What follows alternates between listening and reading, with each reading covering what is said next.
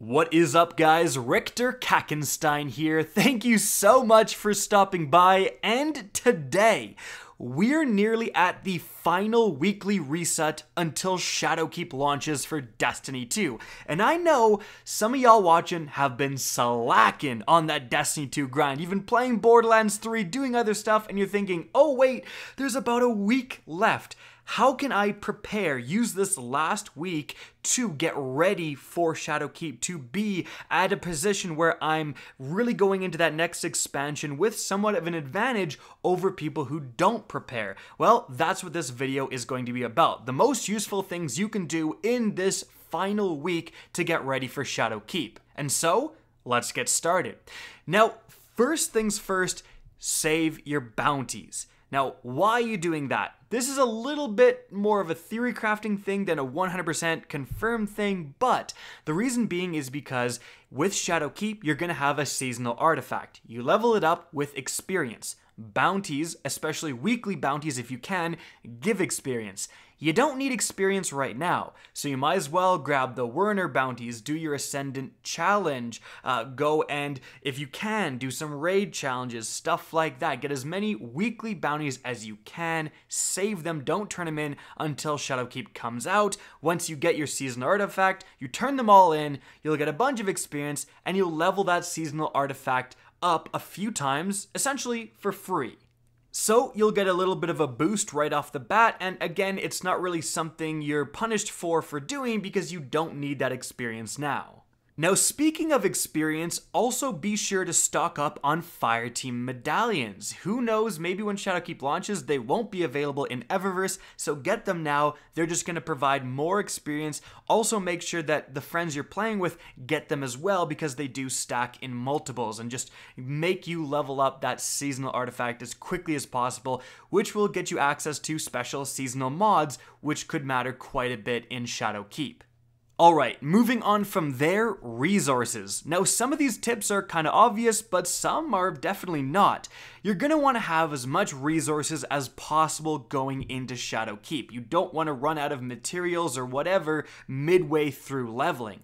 So, of course, go and visit Spider every single day. Like, even if you're on that Borderlands 3 grind, take the time to go see what Spider is selling. And if you have an abundance of legendary shards, be sure to be getting those planetary resources. Because, again, you don't want to run out when you need to infuse something, really good to challenge that new Nightfall or whatever.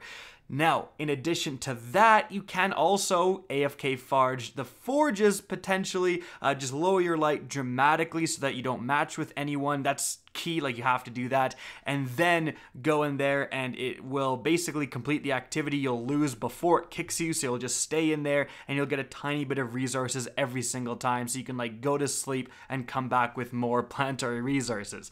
It does take a while, and generally like just going and buying things from Spider is probably the more efficient way to do so. But I also want to stress that if you're hearing these words, do not infuse anything until Shadowkeep. And that's because every single piece of your gear, of everyone's gear, is going to automatically raise to the level cap right now of 750 with the launch of Shadowkeep. And that's kind of to put the free Destiny 2 New Light players and everyone on the same playing field so that they don't have to level up 700 power levels, which would be like kind of absurd. So that is another huge thing. Like, don't think, oh, I really like this gun, I'm going to use it for Shadowkeep, I'm going to make sure it's at the cap. It'll automatically be raised to the cap when the DLC comes out, so don't waste your resources. Now, something else that you can do, and this is definitely lesser known, you can bank your Glimmer and save it for later. And how you do this is by investing in other side sparrows, as you can see here, and certain other things. Because essentially, if you go into your collections, there are a few things that you earn, not in Eververse, but in gameplay, and those are going to cost 7,500 Glimmer to take out. And then when you dismantle them, they give you 5,000 Glimmer. So you're losing Glimmer in the exchange, but how it works is this. If you're sitting there with max Glimmer, I mean, everything you do is not earning you any glimmer. Like, you do a strike, that glimmer that you would have earned in that strike is totally wasted. So why not buy some other side sparrows, fill your inventory with them, go back down below the glimmer cap, play this week. By the time Shadowkeep is going to launch, you're back up to the glimmer cap, plus you got a bunch of other side sparrows. So that means when Shadowkeep is around, if it's similar to Season of Opulence where there's things that cost glimmer and you spend all your glimmer and you're like, oh crap, I need glimmer to infuse this, I need glimmer to buy this thing, you can dismantle a bunch of your other side sparrows and get that glimmer that way and then use it when you're leveling, when you're doing whatever. So investing in these cosmetic items that you can dismantle later for glimmer is a way to kind of go below the cap, hit the cap again, get more, go down below, hit the cap again. It's a way to store your glimmer, basically.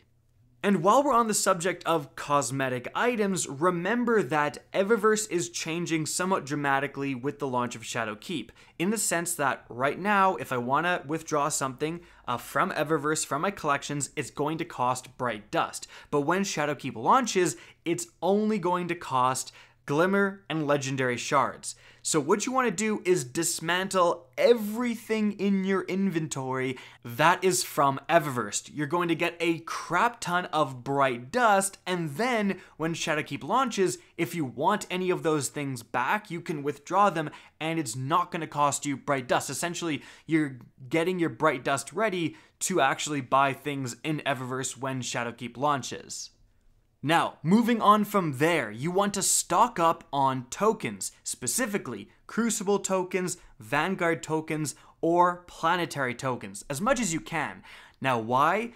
Well, generally, when you're going to level up in Shadowkeep, Bungie has stated that there will be a soft cap going up to 900. Now, this was a one-off thing, it may change, but if that is the case, that means that there's a pretty dramatic difference between the soft cap and the hard cap. Some people don't know what this is, so I'll quickly explain it.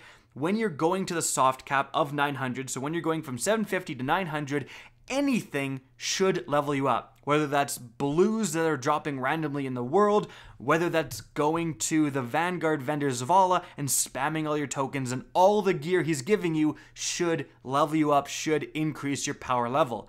Once you hit 900, however, then you have to get powerful sources. Like, you have to do your daily strike to get a power level increase. All those other things won't increase your power level. So what that means is you want to, as soon as Shadowkeep comes out, go to Zavala, for example, spam those tokens, get all the way up to 900 with all the gear he's giving you, and then go and do powerfuls. You do not want to waste your powerfuls when you're still below that soft cap.